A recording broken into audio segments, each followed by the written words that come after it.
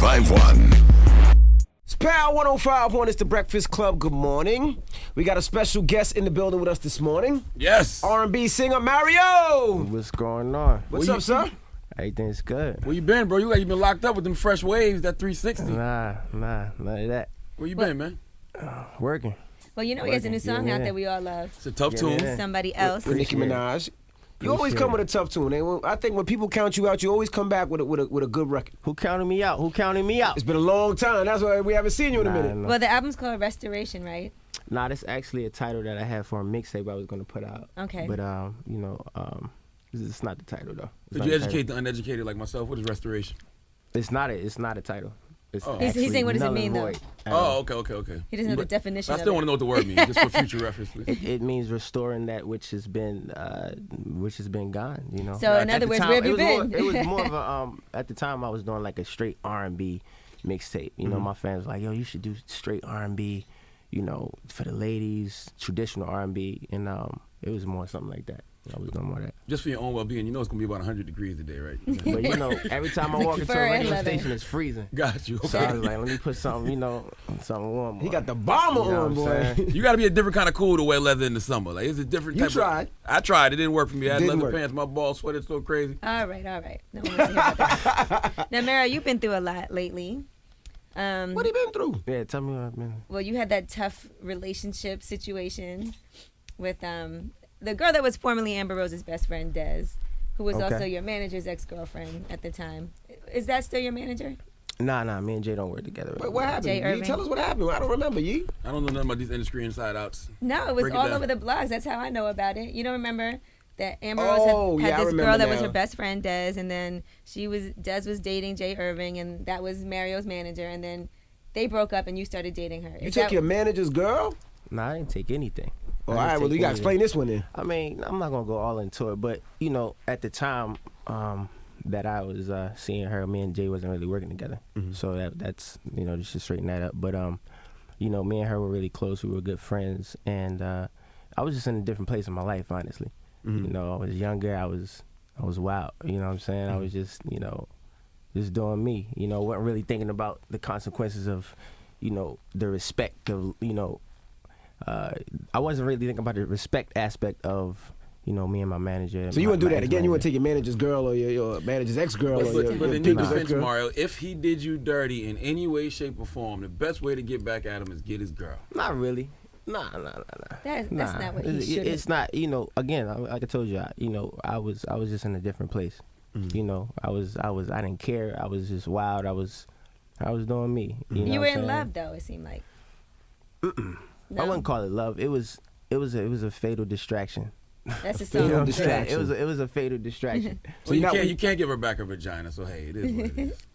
No, they said that Amber Rose had even told you she's just using you to stay away from her and everything. Who said that? It was on the blogs. For real? Mm-hmm. That's crazy. And that you didn't believe it, and you were like, "No, I love her." That sounds like the soap opera or something. I don't know. That's how I was like, "Damn, Mary." And you wrote it, but you did write a song about that kind of references that. Actually, the song "Fatal Distraction" isn't just about her. It's just about having a infatuation with somebody that is a distraction to your life. But not in a way that it's going to kill you or hurt you. But it's it's a distraction. It's a situation that you can't really get off your mind, or Right. Everybody's had it. I think male, female, everybody's had it. Fatal sounds so harsh though. Like you want to. Yeah. But distraction is not that harsh. A distraction is not like you said, you're not gonna die from it. Nah, it's just a distraction. It just knocks you off your momentarily. Well, let's lighten the mood of the room. How did the collaboration with Nicki come about? For somebody else? Oh man, Charlamagne lighting the room. Y'all talking about murder and killing women and all kind of crazy stuff, and Nobody said banging anything managers, about murder. girlfriends. Guys got on the leather coat. You start sweating ahead of a minute. Me and Polo went in when I was working in Atlanta for about a month, and it was just about creating something that was classic, man. I feel like for me, it's always been about the music. It's always about the music, and thank you. It's always about the music and the integrity of the music. So when I finished the song, shout out to Sick Pen, Polo the Don, and Jimmy Bonet, who helped me pen it and get it all the way right. It was only one or two people that I heard on the record, and I wanted a female rebuttal on it. So Nikki was like the first choice, and everybody was like, I think that's crazy. So, hit her up. Nikki came through and laced it in like 2-3 days. You know, it was no question. It was no second guessing it. It's probably she also liked the song a lot when she heard it, I'm sure, and said this is gonna be a hit. Nah, she loved it. She loved it, man. She loved it. You've always had big hit songs like "Break Up." That was my song too for a long time. Good luck. Why didn't you go back to Deshaun Garrett? Well, like, is it hard to pick which producers you want to deal with? Nah, me and Sean work. Okay. Me and Sean work. We work for like 4 or 5 days. He actually may have a record on the album. That's my fan, man. He's one of the best, man. Salute to the pen. And Just a Friend was always a huge song. I think even today you could still rock that. Absolutely. It's classic. Look, I make classics. I focus on making classics. That's the one thing I feel like will sustain you as an artist. As long as you come out with great music, that will always be around. Now, a lot of people remember you from your special you did in 2007 on MTV. Everybody thought you was gonna go the reality show route. Why you never decided to go the reality show route? I'm one of the artists. If you meet anybody on my team, my manager Leonard Brooks, like I like to really be in control of all of my business, And I feel like sometimes at the time when reality shows was just starting to really get popping and everybody was doing them, I was smart enough to know that there were better deals out there, and it's just like I didn't want to sell my soul. I didn't want to sell myself short, and also I just wasn't in the that place where I wanted my life to be completely every day having to shoot on a schedule. I'm like I wasn't with it. Cause you gave us a big peek into your life. I mean, your mother's drug addiction. Yeah. How is she now? Is she good now? My mom, you know what? My mom's good, man. She's really good. I talked to her. So I actually saw her about 2 weeks ago. We don't live together anymore, but she's good. She's writing. Is your a book relationship right now. strong? Is it still strong as before? Because It's I know one better. time it was strained a little bit. And You know what? It's better when we actually spent some time away from each other, and it was needed. I ended up moving. I had 2 places in Baltimore, and I ended up selling one and moving to Los Angeles about a year and a half ago. And so us spending that time apart and her understanding, like, me not being there every day and being able to give her and do the things that she wanted all the time, and just having to be on her own and grow as a woman. It was important for her to realize some things, about herself. And for me to be able to focus back on my music and focus on, getting a project done and not having the certain stresses of, all responsibilities that came with, having a parent that was, a substance abuser. is she still That on helped a drugs? lot. Or That helped us is she both. off drugs now? Or Yeah. Okay. Yeah. Did that show help or as, hurt? as far as I know. Did it help or hurt her? Because a lot of times people don't realize how they look until they see it. You know what I mean? My mother's so blunt. She's so real. She's so, she sometimes she look at it and laugh and look at myself. Look at what I was, like I think it helped her. I think it helped her to realize and see, like, my story and me getting better will help millions of people. It's a lot of people. When you're from Baltimore, like, it's just a different city, man. You know what I mean? And I feel like too that she, in her book, and I read the proposal like 2 weeks ago, and it's like it brought me to tears because even knowing our story and her story and her telling me, the things that she's been through even before I was born, like, it's still like, wow, and God preserve you, and you're still here. You have a story to tell. You have something that will and can help millions of people, and I think once she realized that, it changed her, her decisions, and it gave her another push, because I think with substance abusers, what they need is a realization. And you can love them to death, but they have to want to do it themselves. All right.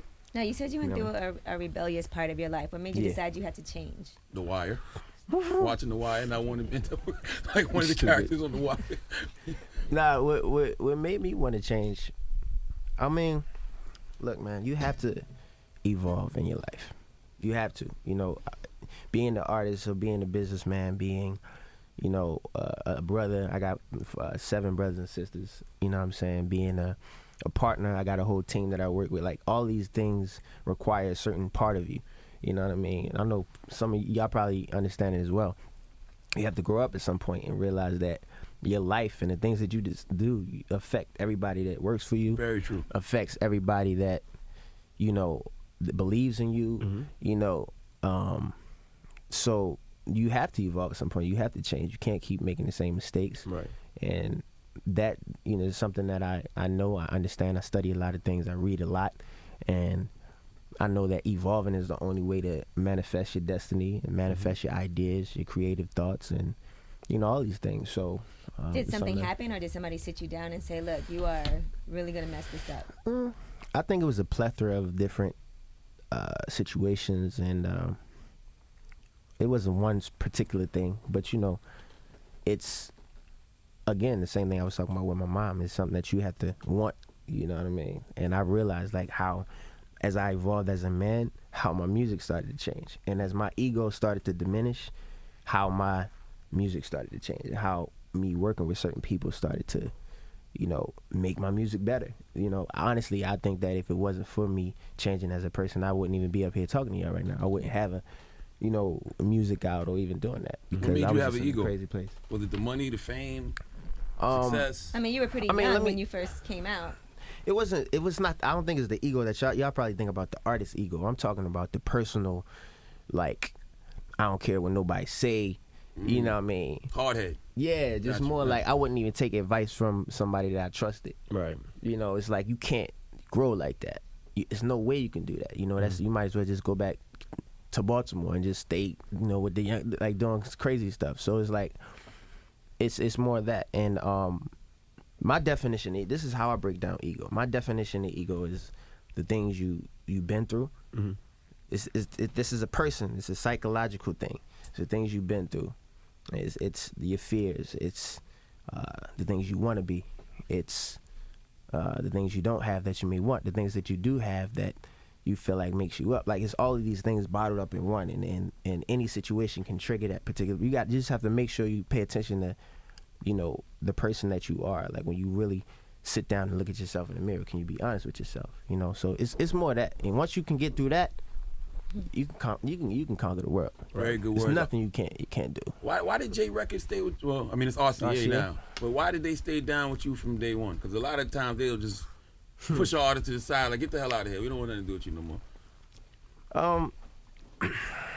It's a Like, good who up there question. do you have a relationship with that says, yo, that's my guy? Tell me, Well, put the, let me put, tell put you them my hits story. out. Believe that. Let me tell you my story though. Like, when I started singing in Baltimore, I was about maybe 10 years old when my first manager, Troy Patterson, he met me in Baltimore at a talent show. When I was at the age of 12, my grandmother had passed away, and we lost the house, and I ended up living with a friend of mine and got in some trouble. And at the time, I wasn't really seeing my mom like that, so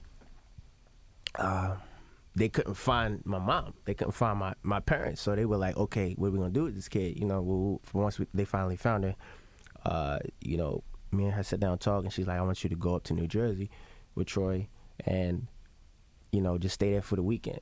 That weekend ended up turning into about 4 years, you know, and he had a great relationship with Peter Edge at J Records. And J Records had just started at the time. The only artist they had was Luther Vandross, Alicia Keys, and maybe one other artist. Olivia. Olivia, Jimmy Cozy, Cole's on Cozy, yeah. So you know the There you history. go. And I ended up going to the Marriott. This is when they first had their first office was in the Marriott, and I sang for Peter Edge. It's the first time I met him, who's now the chairman of RCA. So when I sang for him, he's like, "Yo, Troy, I had on sweatpants, a cap, and some Timberlands and some earphones." In the summertime. Nah, it wasn't. It wasn't in the summertime. But mind you, at the time I didn't know, and this is when Clive first started. I didn't know who Clive Davis was. I had no clue who this man was. Right, so, you know, Peter's like, yo, I think it's, you know, we should take him in and let him sing for her. I'm nonchalant. I'm like, whatever, you know, got my earphones on. So we go into the office, and it's like pictures of Whitney Houston and you know, Bon Jovi and Sting and the Beatles, like all these great people that at the time, you know, I didn't really know who Clive was. I didn't know what he did, Right. his history, whatever. So I walk in, and it's this, you know, fairly older dude sitting at this incredible table, piano. It's just, the office was just decked out, you know. So Did he light candles and start playing soft music too? Nah, he didn't. Stop it, man. He Go ahead, just- finish the story. He just Don't go that I way. sat Don't go down. that route with him. Don't go that route It with was him. underage. Just keep so. going. Nah. I don't do that. So I sat down with him, and he's like, "Look, man." He's like, "I just started this label." He started giving me history. You know, one thing that Clive does is he always explains to you what's going on, and he gives you the history of what he's doing. He's a very detailed individual. So after that, he asked me to sing for him. I sang "I'll Make Love to You" by Boyz II Men and "I Wish" by Carl Thomas. Wait a minute.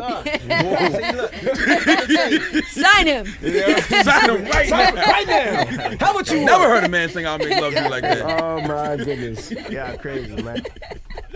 So You set yourself up for that one, but go ahead. he crazy, dog. So I'll make love he to you, called, Dad. he called about 3 or 4 ladies in the office that worked for Jay, and I did the same thing for them. You know, and he just asked me on the spot, "How would you like to be my new artist signed to Jay Records?" And it was history from there. I started recording the album about maybe 4 months later. So it's more of a family thing. I mean, I look at how Clive rode with Whitney to the end. So I guess I'm assuming he rides with his artists like that. Nah, he definitely rides hard, and honestly, like he's one of the most like hands-on music guys that I've ever met. I mean, How hands-on? How hands on is he? Shut Nah, up, man. When I say, I'm just saying, like, when we, crazy. When we did Just a Friend, for example, he, you know, it was even just down to little words, you know what I'm saying, in songs, just helping to really sculpture the record. You know, he's a music dude. And what about R&B right now? What do you think about some of these R&B artists out I love it, in man. the face of R&B? I love it. I love R&B. Not too man. poppy for you? I mean, you talking about the pop side or R&B side? I mean, well, R&B is I turning think pop. it's a good mixture. Not all R&B though. You know, I think honestly, right now with music in general, it's a melting pot. You know what I mean? It's pretty much people. I think people are very open to new things. You know, last night we was in the club and they was playing, you know, Bruno Mars, and it was a hip hop night. You know what I'm saying? It's like people are just real. Music is just being appreciated.